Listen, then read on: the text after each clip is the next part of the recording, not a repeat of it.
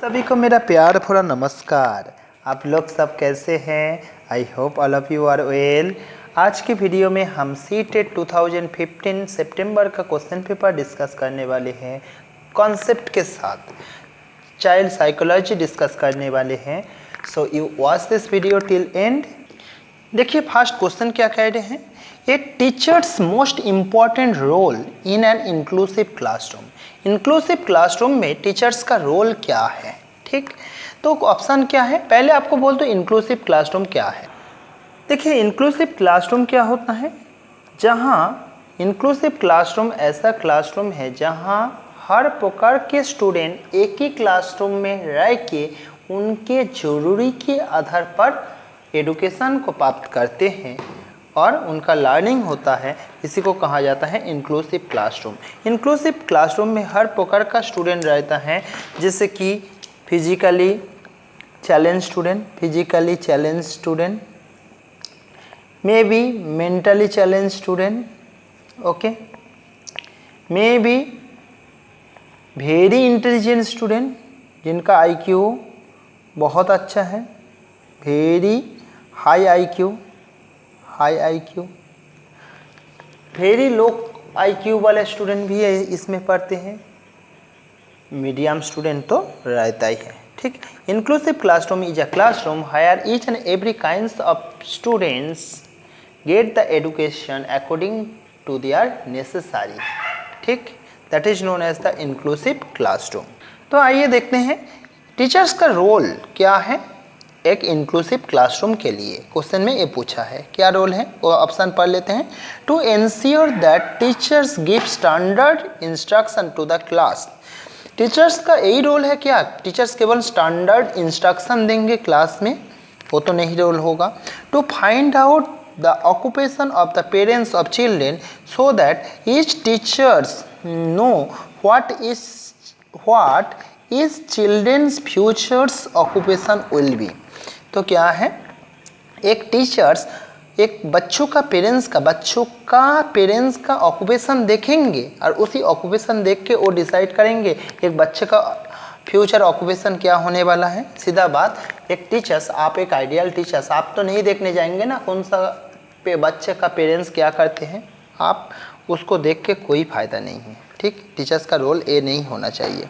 ठीक, third option में क्या दिया हुआ है, to ensure that every child get an opportunity to realise her potential.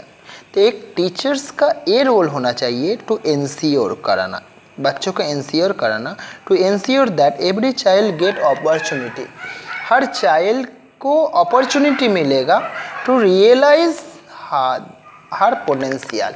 मतलब एक बच्चों को उनका क्या पोटेंशियल है, उनका अंदर में क्या क्षमता है, वो क्षमता वो समझ पाएंगे। और एक टीचर्स का रोल वही है, क्या है, एक बच्चों को समझने के लिए हेल्प करना। आपका अंदर में एक पोटेंशियल है। एक हमारे क्लासरूम में सोचो 30 बच्चे हैं, हर बच्चे का अलग अलग पोटेंशियल होता है, हर बच्चे का अलग अलग पोटेंशियल होता है। तो पोटेंशियल के आधार पर हम बच्चों को बोलेंगे आपका ये पोटेंशियल है, आप इसी को और अच्छे से नर्चर करो, आप इसी लाइन में जा पाएंगे। एक टीचर्स का रोल ये है to guide the student according to their potential. फिर भी फोर्थ ऑप्शन देखते हैं, to plan for class so that every child progress at same place. To plan for class के लिए प्लान करना, so that every child progress at same place, एक ही place से हर चाइल्ड का प्रोग्रेस हो। तो ये टीचर्स का रोल नहीं है, बल्कि ये तो स्कूल मैनेजमेंट का रोल है। एक ही जगह में रह के कैसे, मतलब हर बच्चों का कैसे डेवलपमेंट हो उसके अकॉर्डिंग, जैसे कि जो फिजिकली जो चल नहीं पाते हैं उसके लिए रैम्प का अरेंजमेंट करें, जो अच्छे से देख नहीं पाते हैं उनके लिए मैनेजमेंट मतलब क्या है, मतलब स्पेक्टेकल का अरेंजमेंट करें, सामने उसको सीट दिलवाया जाए। जो सुन नहीं पाते हैं उनके लिए ऑडिटरी मशीन का अरेंजमेंट करें। ठीक, तो क्वेश्चन नंबर 1 आपको समझ में आ गया होगा। क्वेश्चन नंबर 2 क्या कह रहे हैं, how would you help children in your class to make change in their concept. मतलब आप एक आइडियल टीचर हो, आप अपना क्लासरूम में कोई बच्चों का कॉन्सेप्ट में कई गड़बड़ी है, तो उसी को बदलने के लिए आप क्या करेंगे, ये चीज़ क्वेश्चन में पूछा गया। ठीक, जैसे कि इस क्वेश्चन को आपको एक एग्जाम्पल देकर समझाना चाहता हूँ। सोचो कोई बच्चे का एक कॉन्सेप्ट है, हमारा ये जो अर्थ है, हमारा अर्थ के चारों तरफ हो सके सन घूमता है ना, sun is revolving around the earth. तो ये रॉन्ग कॉन्सेप्ट है। इसके लिए हो सके दिन रात होता है, सुबह सन जो है पूर्व दिशा में आता है, घूमते हुए शाम को पश्चिम दिशा में चले जाता है ड्यूरिंग इवनिंग टाइम, फिर घूमते हुए पूर्व दिशा में आता है। तो ये कॉन्सेप्ट आप जानते हो गलत है, ठीक, लेकिन वो एक बच्चे का मन में एक कॉन्सेप्ट है, तो इसी को कैसे चेंज करेंगे। इसी को चेंज करने के लिए पहले आप उस बच्चों से पूछेंगे आपका मन में क्या कॉन्सेप्ट है, पहले बच्चों का व्यू लेंगे, वो क्या सोचते हैं। उसके बाद आप सिंपली एक कैंडल रखेंगे, कैंडल रखने के बाद एक बॉल रखेंगे जिसको मानेंगे अर्थ और कैंडल को मानेंगे सन, ठीक।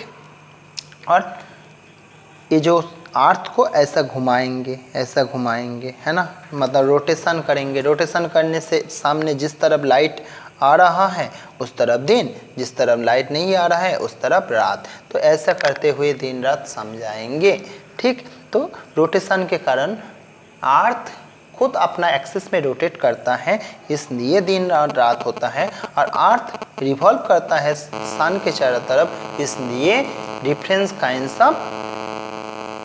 काइंड्स ऑफ सीजन आता है, ठीक। उसके बाद देखते हैं क्वेश्चन नंबर 3। तो क्वेश्चन नंबर 3 देखने के पहले क्वेश्चन नंबर 2 को और एक बार रीड कर लेंगे। देखिए क्वेश्चन नंबर 2 में क्या बोल रहा है, how would you help children in your class to make change in their concept, ठीक। तो क्या बोला है, by detecting information to children, by dictating information to children and then asking them to memorize। आप बोलेंगे सिंपली ये idea गलत है तुम्हारा, एक आइडिया सही है और इसी आइडिया को मेमोराइज करो, ये तो गलत बात है।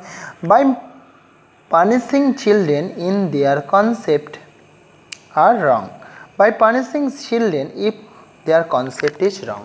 अगर उनका कॉन्सेप्ट रॉन्ग है तो फिर आप बच्चों को क्या करेंगे, पनिशमेंट देंगे। पनिशमेंट देना तो पूरा चाइल्ड साइकोलॉजी का ही ऑपोजिट है, ये ऑप्शन तो गलत है।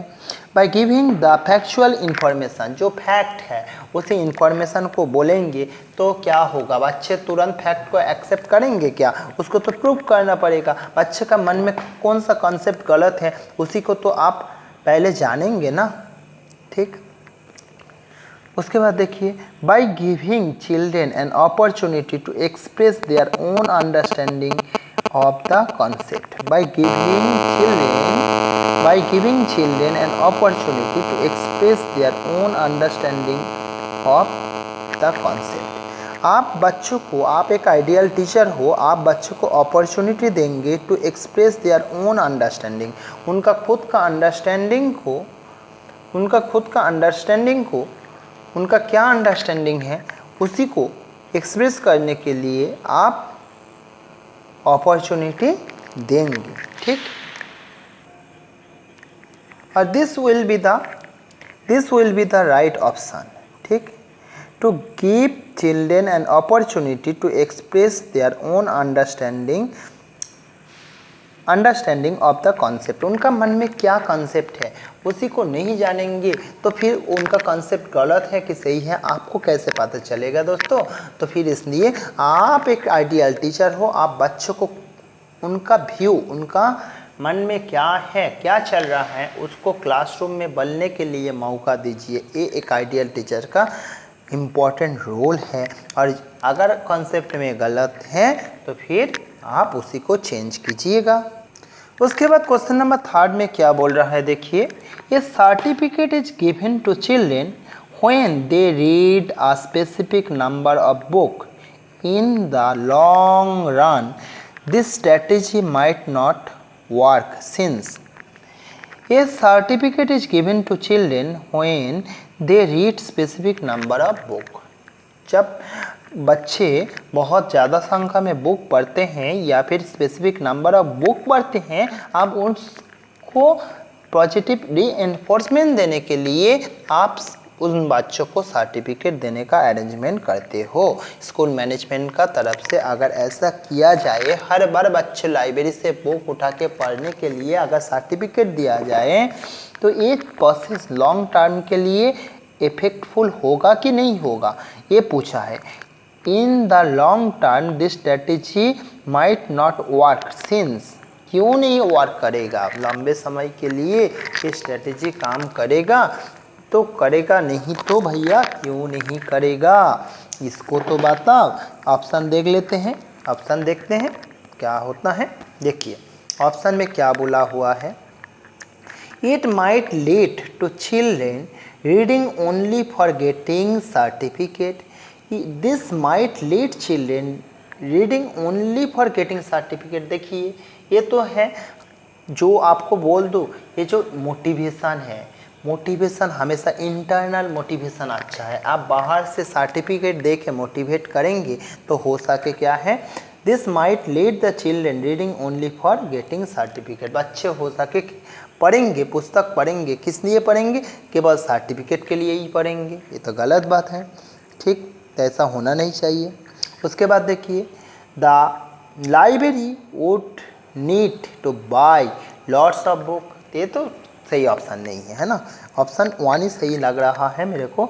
This might lead the children reading only for getting certificate, certificate के लिए ही बच्चे पढ़ने शुरू कर देंगे, पढ़ने के लिए पढ़ना नहीं करेंगे, मतलब सीखने के लिए जो पढ़ना है वो चीज़ छोड़ के बच्चों केवल सर्टिफिकेट के लिए ही पढ़ना शुरू कर देंगे। इसलिए लॉन्ग टर्म के लिए बच्चों अगर लाइब्रेरी से उनका ज़रूरी के आधार पर बुक को उठाए और पढ़े, उसके लिए केवल सर्टिफिकेट दिया जाए तो फिर ये चीज़ लॉन्ग टर्म के लिए काम नहीं करने वाला है। ठीक, ये नहीं है, ये ऑप्शन तो सही नहीं होगा। लाइब्रेरी को बहुत सारा बुक खरीद करना पड़ेगा, इसलिए लॉन्ग टर्म के लिए ये इफेक्टफुल नहीं होगा, ये तो सही ऑप्शन नहीं है। ऑप्शन 3 देखिए, a large number of certificate would have to be given when more children start reading. बहुत ज़्यादा स्टूडेंट अगर पढ़ना शुरू कर दे तो फिर बहुत संख्या में सर्टिफिकेट देना पड़ेगा, तो ये भी गलत ऑप्शन है ना, क्योंकि ना सर्टिफिकेट का कितना ही भारी रेट होता है दोस्तों, तो सर्टिफिकेट देने से मोटिवेट होता है, उसके लिए तो कोई मतलब बहुत कुछ पैसा का खर्चा नहीं होगा। ठीक, बल्कि लॉन्ग टर्म के लिए इसलिए नहीं चलेगा, लॉन्ग टर्म के लिए इसको चलाने का कोशिश करोगे, बच्चा केवल पढ़ने के लिए, सीखने के लिए पढ़ना नहीं करेंगे, केवल सर्टिफिकेट के लिए पढ़ेंगे, ऑप्शन 1 सही होगा। फिर भी ऑप्शन 4 पढ़ लेते हैं, reading book would distract children from completing their homework. अपना होमवर्क नहीं कर पाएंगे, अगर लाइब्रेरी से बुक उठा के पढ़े तो होमवर्क नहीं कर पाएंगे, ये तो गलत ऑप्शन है। लाइब्रेरी से वो बुक उठा के पढ़े ना, उनको जो ज़रूरी है, ठीक, तो होमवर्क तो साथ साथ होते जाएगा, पढ़ने के साथ साथ उसका होमवर्क भी होते जाएगा, ये तो गलत बात है। ऑप्शन 4 भी गलत बात है ना, तो ऑप्शन 1 इज़ द ऑप्शन 1 जो कि ना बच्चे केवल पढ़ने के लिए पढ़ेंगे ये नहीं है, बच्चों को सीखने के लिए पढ़ना चाहिए, सर्टिफिकेट के लिए पढ़ना नहीं चाहिए दोस्तों।